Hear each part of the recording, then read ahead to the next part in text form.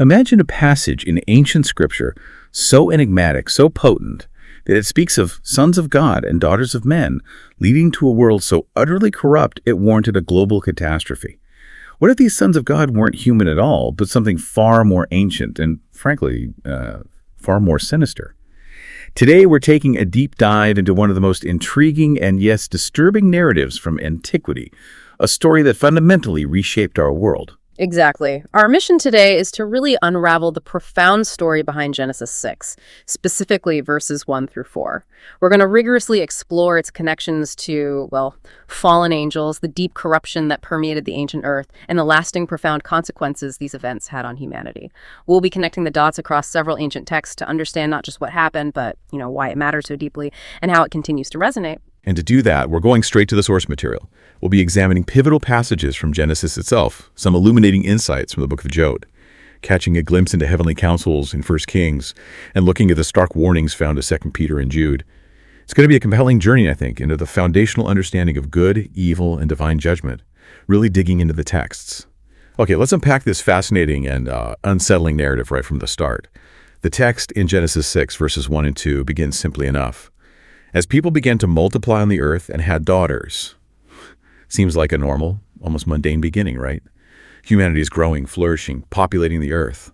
But then something profoundly unexpected happens, something that completely changes the trajectory of the story and, well, human history. The narrative continues. The sons of God saw that the daughters of men were fair, and they took wives for themselves, all of whom they chose. This isn't just about human attraction. It introduces an entirely new, almost alien element to the pre-flood world. It really sets the stage for an unprecedented transgression. And what's absolutely crucial here for understanding this passage is the precise linguistic distinction used in the original Hebrew text. Our source material really highlights this separation. You see, throughout Genesis, when referring to humanity, the terms are consistently Adam, man, Isha, woman, or Ben Adam, Bat Adam, son or daughter of man. These terms are consistently applied to human beings. However, in Genesis 6, the text suddenly introduces a completely different phrase, B'nai Elohim, which translates as sons of God. Now, this isn't just a different way of phrasing for the same group, it fundamentally distinguishes entirely different categories of entities. If the text meant human men, well, it would likely have used the established terminology like sons of men. So this deliberate shift in language, it pretty unequivocally signals that the sons of God represent a distinct, non-human category of beings interacting with human women. This immediately sets a complex, you could say supernatural, stage for what unfolds and helps us grasp the profound nature of the transgression. Right. And then the result of these unions, the offspring, Genesis 6.4 tells us about what came from these, well, strange couplings. There were Nephilim in the earth in those days, and also afterward when the sons of God came in to the daughters of men, and they bore children to them. These were the mighty men who were of old, the men of renown. So these weren't just ordinary children, but giants, or the original Hebrew Nephilim. That term itself is loaded with ancient significance, isn't it? Implying beings of unusual, maybe even terrifying, stature or power. They were celebrated or feared back then for their prowess. It's definitely far from a typical outcome of human procreation. These weren't simply large humans, but something else. Something that crossed a fundamental boundary. Many ancient cultures and myths talk about giant-like figures, often born of divine or semi-divine parents. It hints maybe at a widespread ancient understanding of such hybrid beings.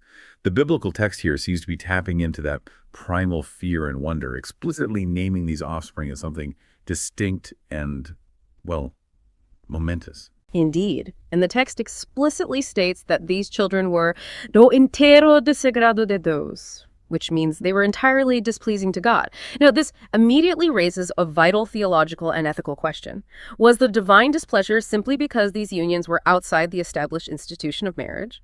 The text mentions that the sons of God, tomaram para si mujeres, they took wives for themselves. Was it just the act of polygamy or simply an illicit union that God condemned? Our source material posits that this transgression wasn't just another human sin, but something far more egregious and deeply defiling. It describes it as a gota d'agua después de tantas y tantas perversidades, a gota que transbordó o cáliz de iniquidad. Essentially, the final straw. The final straw in a long history of wickedness, suggesting this particular act represented an ultimate defilement, a kind of cosmic overstep that tipped the balance towards an inevitable, cataclysmic divine response. It wasn't just a transgression, it was the culmination of an escalating depravity, a spiritual and biological corruption that God could not tolerate. This wasn't merely a moral failure. It was seen as an existential threat to the purity of the human lineage and God's original creation plan. That's a powerful way to put it, the final straw. And what's really interesting, as you pointed out, is that before the text even gets to the birth of these giants, God pronounces a judgment that seems specifically aimed at humanity. Genesis 6:3 says, "Then the Lord said, My spirit shall not abide in man forever, for he is flesh. His days shall be 120 years. God speaks at man, reproves man's conduct, and pronounces a curse on man. But why is it so significant that God's judgment here is aimed only at humanity and not the sons of God? What does that silence immediately tell us about who they must be, according to our sources? That absence right in the middle of divine judgment is incredibly telling, isn't it? That's a very perceptive question, and the answer is profoundly significant for their identity, yes. The absence of direct judgment on the sons of God in this specific passage isn't an oversight. It's a deliberate silence that implies something happened before. Our source points out that there was no need to judge or curse them at this point precisely because their judgment had already occurred. The text states, "No havia por que julgá-los ou amaldiçoá-los uma vez que isso já tinha sido feito." They didn't need judging because it had already been done. A queda de Satanás e o julgamento dos anjos que o seguiram aconteceu antes da criação, meaning their judgment, along with Satan's, happened before the creation of man. This preemptive judgment happening before humanity even entered the scene is crucial. It strongly suggests that these sons of God weren't just human men, but pre-existent spiritual beings who had already rebelled against God and faced consequences for that original rebellion. Think of it like this. If a group has already been tried, convicted, and sentenced for a major crime, they wouldn't normally be put on trial again for a subsequent related offense. Their fate, in a sense, is already sealed. This really deepens the theological stakes of Genesis 6. It makes it not just a human event, but a cosmic one, where already judged spiritual entities commit a new act of defiance, impacting humanity in a catastrophic way. So to truly understand who these sons of God are and to move beyond just, speculation, we need to broaden our scope beyond Genesis. We need to look at how this specific term is used elsewhere in ancient scripture. This is where the narrative gets truly revealing, providing the necessary cross-referencing for a solid understanding. We need to see how the Bible itself defines this term consistently. Right, this is where the pieces really start to come together for me. When we look outside Genesis, what other passages truly or sort of nail down the identity of these sons of God? The book of Job, specifically Job 1, verses 6 to 12, and then again in Job 2, verses 1 to 6, that gives us a profound glimpse into a divine realm, a kind of celestial court, doesn't it? It states, "Now there was a day when the sons of God came to present themselves before the Lord, and Satan also came among them." This exact scenario, with Satan explicitly included, is repeated in Job chapter 2. Satan, the adversary, the quintessential spiritual rebel, is counted among these sons of God. He's presenting himself before the Lord, chatting directly with God in a dimension far beyond our own, a celestial court that governs unseen realms. This isn't a human affair. It's a profound spiritual interaction. Exactly. This passage clarifies with remarkable precision that Son of God, B'nai Elohim, in Hebrew, is an expression referring to an angel, a created spiritual being. Satan himself was originally Son of God, a powerful angelic being who rebelled. This wasn't a human courtroom, it was a divine council, a gathering of spiritual entities who have access to the presence of God. The implication is really undeniable. If Satan, a pre-existent spiritual entity, is called a son of God in the direct presence of the Lord, then the term in this context consistently refers to angels, specifically heavenly beings. And the dialogue between God and Satan about Job's faithfulness vividly illustrates this spiritual interaction. God directly engages Satan, asking from where do you come, and discussing Job's integrity. Satan then asks for permission to test Job, demonstrating his access and agency within this divine sphere, an agency that humans simply don't possess. This conversation happens entirely in a spiritual dimension, underscoring that these sons of God operate on a plane entirely separate from humanity. They possess capabilities and access no human could. It's not just a metaphor. It's a depiction of a spiritual reality that dictates events on earth. And the evidence doesn't stop there, does it? God continues to question Job, taking him on this magnificent journey back to the very beginning, to the creation of the cosmos. Job 38, verses 2 to 7, details this majestic interrogation. "Where were you when I laid the foundations of the earth, when the morning stars sang together and all the sons of God shouted for joy? And who's it there, witnessing this grand design, this magnificent symphony of creation, singing and shouting for joy? Again, the sons of God. They are present at the foundational moments of existence itself, before any human being walked the earth." This passage definitively proves that these sons of God existed before humanity. They were present, observing God's creative work, actively participating in the joy and wonder of the cosmos coming into being. Humans weren't around at this point, nor would they have had the understanding or the perspective to grasp the sheer scale and complexity of creation in such a way. So, once again, the use of sons of God here can really only refer to angels, created spiritual beings who are part of the heavenly host present at the dawn of time. And for, academic context, it's worth noting that the book of Job, while deeply philosophical, is widely considered one of the oldest books in the Bible. It likely dates to a period shortly after the flood, perhaps the 2nd millennium BC, with its story possibly originating from even older oral traditions. Its antiquity, independent of later Israelite narratives, solidifies this consistent understanding of sons of God as angelic beings across diverse ancient texts and time frames. Okay, and then there's 1 Kings. This isn't just a metaphor either. It's a vision of God's angelical council in full session. I almost picture like a celestial war room, or maybe a cosmic board meeting, where these beings have direct access to the divine presence. In 1 Kings 22.19, the prophet Micaiah describes this profound vision. I saw the Lord sitting on his throne, and all the host of heaven standing beside him, on his right hand and on his left. Count to you. If angels are sons, then they have access to their Father. It shows their active participation in the affairs of heaven, receiving direction, counsel, much like a royal court, but on an infinitely grander scale. Absolutely. This passage further reinforces the concept of angels as distinct individual beings with personalities who love and are loved by God, their Father. It confirms their direct access and presence before God, an essential characteristic of sons of God, suggesting a unique and intimate relationship that allows them into the divine presence for counsel and command. And, it's fascinating because the prophet Micaiah delivers this vision to King Ahab, who, despite recognizing the divine truth in the prophecy, ultimately dislikes the message and tries to dismiss it. It's a powerful little parallel, isn't it, to how human nature often resists uncomfortable truths, even when divinely revealed. The presence of a heavenly host, or angelical council, further solidifies that angels are sentient, distinct beings involved in cosmic governance, not just abstract forces. They are active players in the divine drama. Now, these next verses are absolutely critical for our deep dive. They explicitly state that God judged angels who sinned, casting them into abysses of darkness and eternal chains. 2 Peter 2, verses 4 and 5 declares, "For if God did not spare angels when they sinned, but cast them into hell and committed them to chains of gloomy darkness to be kept until the judgment, and did not spare the ancient world, but preserved Noah, a herald of righteousness, with 7 others when he brought a flood upon the world of the ungodly." Similarly, Jude, verses 6 and 7 adds, "And the angels who did not stay within their own position of authority, but left their proper dwelling, he has kept in eternal chains under gloomy darkness until the judgment of the great day." Just as Sodom and Gomorrah and the surrounding cities, which likewise indulged in sexual immorality and pursued unnatural desire, serve as an example by undergoing a punishment of eternal fire.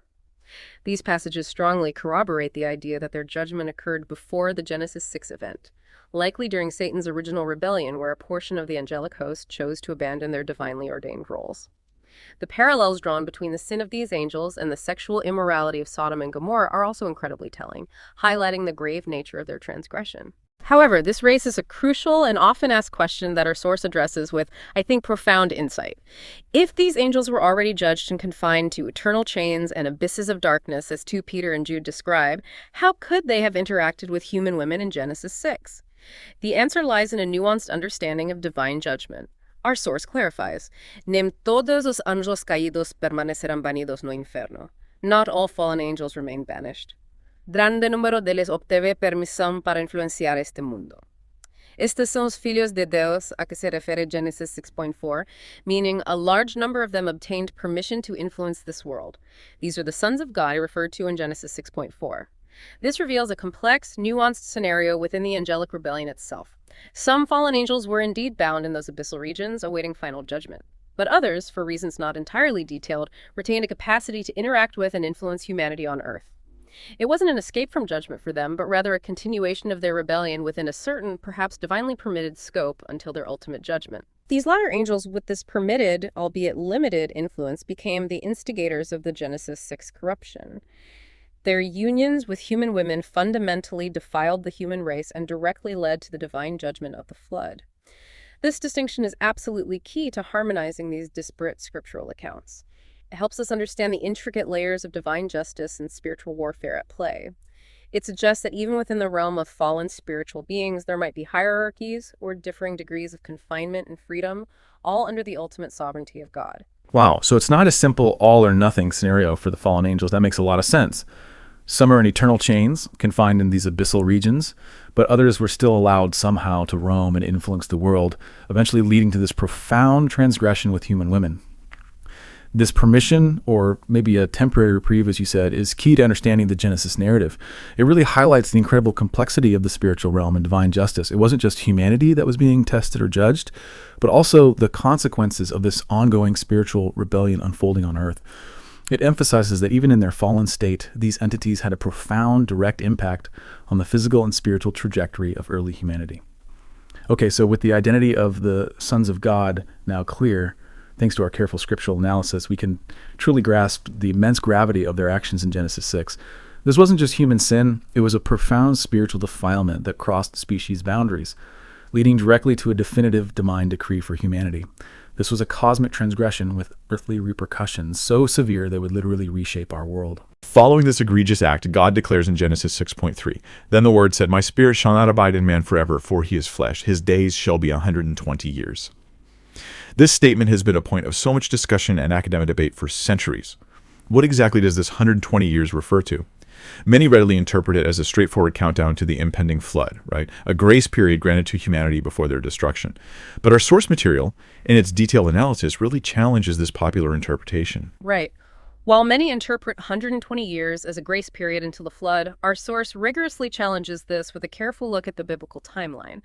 When you piece together Noah's age at the birth of his sons, his age at the flood, and even his father Lamech's lifespan, well, the numbers simply don't align for a 120-year countdown to the deluge. Let's quickly lay out the key arguments from the source. Firstly, Noah was 500 when he began having children. Genesis 5.32 says he begot Shem, Ham, and Japheth. But this doesn't necessarily mean triplets or simultaneous births. Physiological realities, like the period of breastfeeding mentioned with Isaac and Sarah in Genesis 21.8, suggest his sons were born over several years. A mother typically doesn't conceive while breastfeeding, so there would likely have been an age gap, perhaps 10 years or more, between the brothers. Secondly, we know Noah was 600 years old when the flood began, according to Genesis 7.11. But God's call to Noah to build the ark and the decree to destroy all flesh, that's Genesis 6.1113, happened after Noah already had his sons. The text says God told Noah an alliance would be established with him, his sons, their wives, his wife, plus animals would enter the ark. This clearly indicates Noah's sons were already born and old enough to help.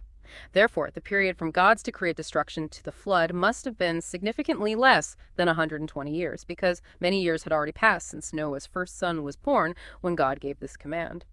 And thirdly, consider Noah's father, Lamech. He lived 595 years after Noah was born, dying just 5 years before the flood. If the 120-year decree was a countdown to the flood and it was given much earlier, well, the timeline just doesn't align for Lamech to have known about a 120-year countdown from its inception. The chronology simply doesn't support the idea that 120 years was a countdown to the flood. The period was demonstrably shorter. Instead, our source argues for a much more profound and lasting consequence of the Genesis transgressions. It posits that Genesis 6.3 refers to the maximum age humanity would reach after the flood, as a direct long-term result of the deep curse brought on by the corruption of men and the generation of giants. The pronouncement, "My spirit shall not abide in man forever, for he is flesh, his days shall be 120 years, means that humanity, being carnal or mortal, would indeed die. But their post-flood lifespan would be drastically reduced and ultimately capped at around 120 years. This wasn't a warning of an impending flood, but a divine resetting of human longevity as a permanent consequence of the pre-flood corruption. It's a statement about the new normal for human existence after such a profound defilement. That's a fascinating reinterpretation. But wait, if this was a maximum lifespan, we know figures like Abraham, Isaac, and Jacob lived longer than 120 years post-flood. Abraham lived 175 years, Isaac 180, Jacob 147. So what does this mean for this interpretation? How do we reconcile that apparent discrepancy? That's a perceptive and necessary question. Our source addresses it by suggesting the decrease in lifespan was progressive, not immediate. The 120-year limit wasn't like an instant switch flipped the moment the flood receded. We see this progression throughout the biblical narrative. While Abraham, Isaac, and Jacob lived longer, the decline in longevity is pretty evident over time. It's actually Joseph who is the first prominent biblical figure mentioned to die at less than 120 years old. He died at 110, which is much later after the flood. This suggests a gradual generational decline in human longevity rather than an abrupt, universally enforced limit right after the flood. The extreme spiritual and potentially genetic corruption of the pre-flood world necessitated a deep, lasting change, but its full effect on lifespan seems to have been implemented progressively over generations. The source even speculates that this progressive shortening of life could be linked to geomorphoclimatic changes, basically massive long-term environmental and geological shifts caused by the flood itself. Think about how a global catastrophe like that could fundamentally alter everything. Atmospheric pressure, radiation levels, maybe even the Earth's magnetic field or axis. Imagine a drastically altered atmosphere, perhaps with less protective ozone, or changes in the Earth's crust exposing different elements. These aren't minor adjustments. We're talking about profound global shifts in the very fabric of existence that, over time, would directly impact human physiology, cellular regeneration, and ultimately, longevity. It wasn't just a moral cleansing, it was an environmental reset that had long-term biological consequences, slowly bringing human lifespan down towards this new divine decree. It suggests a truly profound, lasting shift in the natural order. Wow. So it really emphasizes the long shadow cast by that ancient corruption. Ultimately, our source concludes that of all humanity's transgressions, all the wickedness recorded in early Genesis, nada fue tan abominable cuanto a geración dos gigantes. Nothing was as abominable as the generation of the giants. This act of spiritual beings commingling with human women, leading to this hybrid, corrupted offspring, was seen as the ultimate transgression. A profound defilement so deep, so absolute, that it sealed the fate of that generation and forever altered human longevity. It was like a wound in the very fabric of creation. This deep dive into the source material reveals not just an isolated event of human sin, but a widespread systemic corruption that permeated the ancient world. And it was greatly exacerbated by the influence and direct involvement of these spiritual entities. This led to an inevitable and radical divine response. The stakes couldn't have been higher, really, as the very existence of pure humanity hung in the balance, threatened by this cosmic-level defilement. The text paints an incredibly grim picture of the world leading up to the flood. Genesis 6, verses 11 to 13 states, "Now the earth was corrupt in God's sight, and the earth was filled with violence. And God saw the earth, and behold, it was corrupt, for all flesh had corrupted their way on the earth.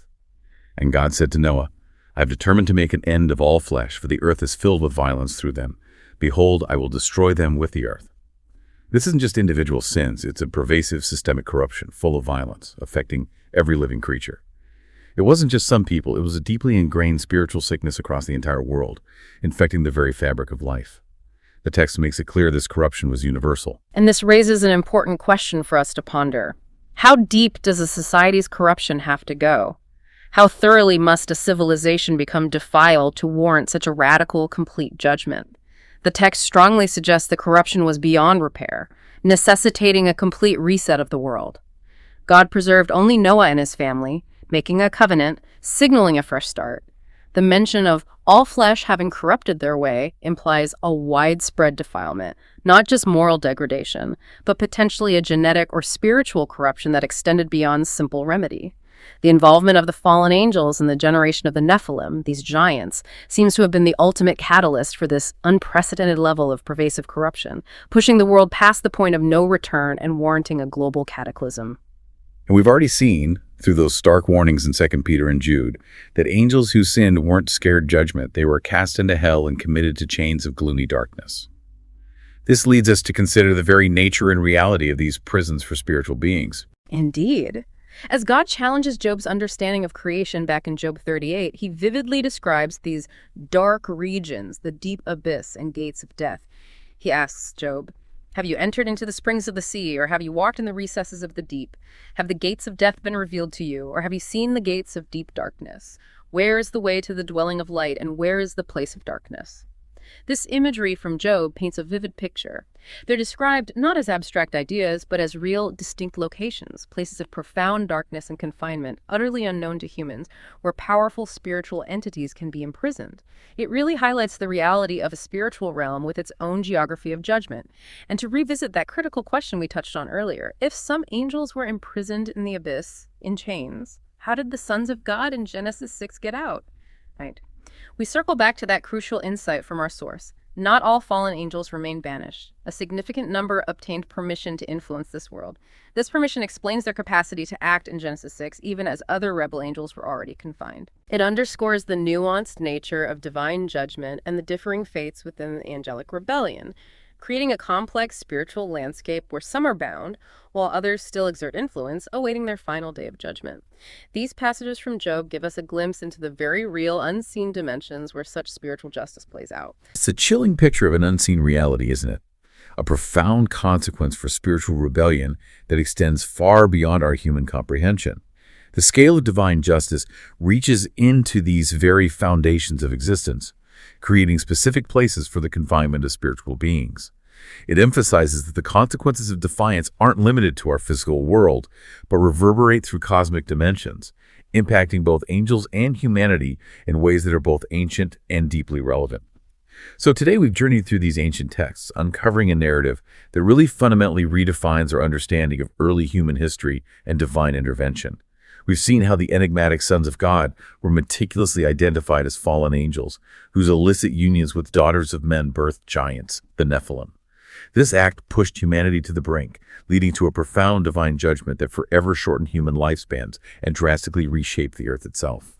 We've carefully examined the linguistic distinctions, the complex timelines, and the profound implications of these events, really digging into the textual analysis needed to grasp their full significance. Yes, our deep dive into these sources reveals that the corruption of the ancient world wasn't merely human sinfulness, but a complex intertwining of human and spiritual rebellion. It was truly a crisis of cosmic proportions, demonstrating that transgressions, whether human or angelic, carry immense and lasting consequences, shaping the very fabric of existence and altering humanity's trajectory in ways we are still discovering. Understanding this intricate interplay between human agency and spiritual influence is paramount to appreciating the biblical narrative's full depth and its far-reaching theological and historical implications. This deep dive really does make you wonder. If ancient spiritual beings had such a profound and lasting impact on humanity, to the point of altering the length of our lives and even changing the climate and geology of our world, what other unseen forces might still be at play around us? What other ancient echoes might still be influencing the course of history or even our individual lives in ways we can only begin to fathom? It leaves us with the powerful thought that the battle between light and darkness is a story as old as creation itself, with repercussions still felt today.